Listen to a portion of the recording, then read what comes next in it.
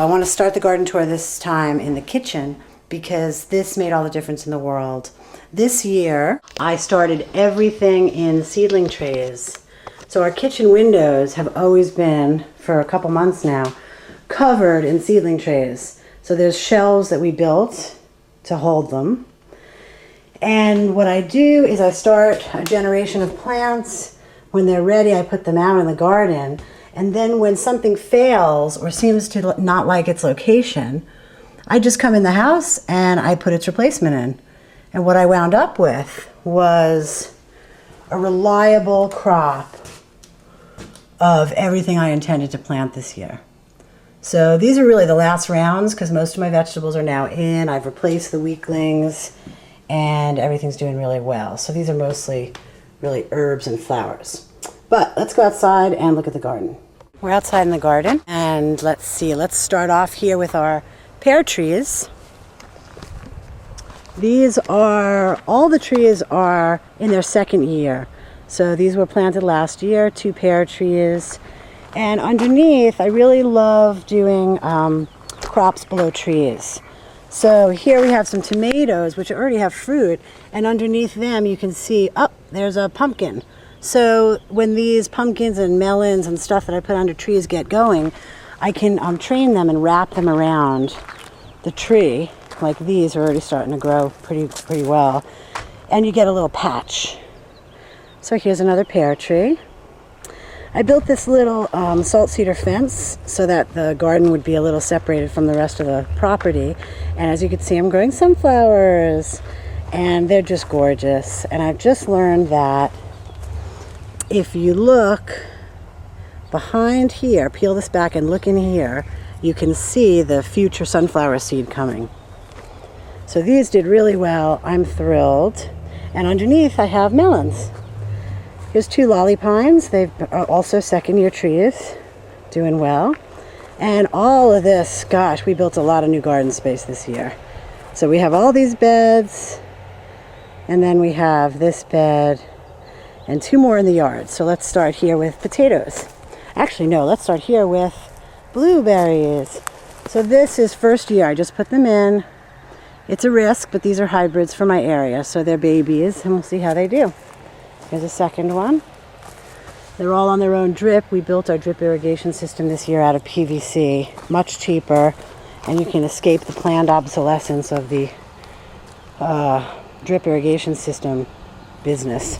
So this is all potatoes. I started this bed with 3 inches of soil, and as the plants grew, I put more soil, and when I reached the top, the 12 inches, then I packed it with hay. And these poles are going to be the home of these runner beans. So these are Chaco Canyon runner beans, and they're starting to climb, and they'll eventually fill these poles, and that should look really pretty. I have a lot of wine barrel pots. This is onions. They went in October. They'll be out soon, and there's some strawberries mixed in. And just below in these little pots, I'm trying to get commercial hardwood bamboo going. So as you can see, they're doing pretty well. I hope that works out. This bed is all garlic, and it's almost ready to harvest, so I'm very excited. And this cold frame seconds as a garden bed in the summer. So we have here parsnips on the left, lettuces, which are ready to be picked. I'm going to eat this one for dinner tonight. And on the right is an empty space where I just pulled some broccoli, which was finished. In this wine barrel pot, we have 2 hazelnut trees. They're first year babies, just put them in. And in this cold frame, we have more onions, lettuces, and again, some open space where I just pulled broccoli and Brussels sprouts. This pot is more garlic. And this cold frame here is carrots. You can see they're just starting, maybe 10 inches. And tomato, and we have cilantro. Now this is bolting, and I'm pulling my coriander. Oh, there's a beautiful little bee. Hello, friend. And there he is. Hi. Oh, bye-bye. And you can see the coriander here. There it is. I've learned not to pick the coriander until you see lines in the little balls, because otherwise it just shrivels up and it doesn't look so great. This pot has 2 first-year olive trees. That's these beauties. So they'll go in the ground next year. And below I have mustard greens growing. And in this bed, it was all onions since October, but now, since they're going to be picked soon, I just planted tomatoes. And this year I'm growing purple striped tomatoes, white snowball, acid-free tomatoes, pineapple flavored tomatillos, really interesting varieties. And these two beds, 1, 2, are corn, beans, squash, and melons. So I built this bamboo teepee, which connects the two beds, and I built it for these scarlet runners.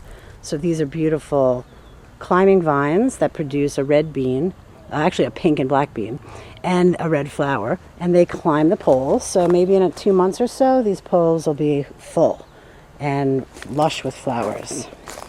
And in this bed, I built, using this cattle guard, I built this wall, and this is for the squash to climb. So the squash is doing great, and I just started to train it to climb that fencing. So I'm going to have to keep training it. Here's our corn, which is maturing and showing its male and female parts rather young. So the plants are short to be producing corn, but a friend of mine who's a farmer said give it a try because he's gotten really good harvests from plants that do this. But as I said, I started most of my seedlings indoors, and I always did a backup crop. And the result of that is I was able to sneak in a new corn variety, which, wow, look at that. It's not maturing young. So, again, the benefit of starting crops as seedlings in the house and doing backups. And I just put in these baby melons, so they're just beginning. I had peas here. You can see just a few left. Mostly I picked them because they matured. Here's our baby trees from last year. These went in, they were 12 inches tall last spring. There's an apple, another apple. Now they're all taller than me. Look at this peach. That went in last year, 12 inches. And just after the peach, we have these 2 apricots. One of my experiments, wild cards this year, is I planted horseradish. So she's right over here with her own little drip. She does lilt midday, but is doing very well. I'm very happy with it. So, got a couple more things in pots here. These 2 wine barrels are holding next year's tree plantings. This first one has a volunteer sunflower, and this is a pomegranate, which grows really well here. And we love pomegranates. And then this pot has a baby cherry, a dwarf, and 2 shade trees, and they'll all go in the ground next year. There's our composter, and to the right of it, those 50-gallon drums cut in half hold our worm populations where we raise our worms. So these are the gardens on one side of the house, and now I'll take you through the rest of the property. This is the front of the house, which we painted and fixed up a bit this year. And here we have a native plant. It's called ice plant. This flowers all winter and summer. It's stunning, and it's like you can't kill it to save your life. So mixed in, I've got spearmint and peppermint.